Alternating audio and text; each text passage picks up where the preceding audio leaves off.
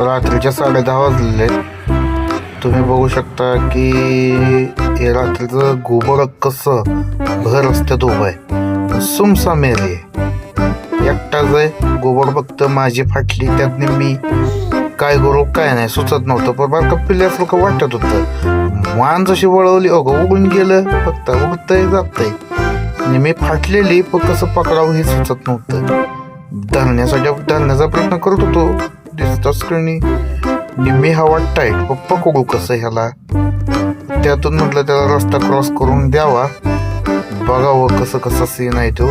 शेजारून गाडी जात होती, एवढं काही समजत नव्हतं, तरी पण जाऊ द्या म्हणलं त्याला. हात लावण्याचा प्रयत्न केला पण मी आपले हातात येत होतं काळी जो, बाकी काय नाही बघा.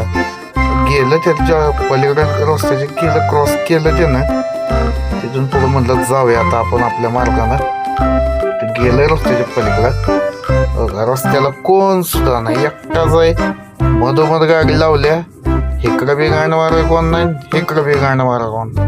भेंडी घालत जाऊ दे तिकड्यांच्या आयला. भ्या तर फाटलेली, परत काय करायचं. निघून गेलं परत. ती कुठं गायब झालं कळलंच नाही. नंतर हवा टाईट झाली, जे आहे भूतभीत आहे का काय म्हणून म्हणलं जाऊ दे इकडं काशी कोरट तिकडं पहिलं पळत गेलेलं बरं. दरवाजा उघडला का तरी निघून गेलो. काय घातली म्हणजे परत काय तर व्हायचं, कुठं फाटायची वेळ येईल.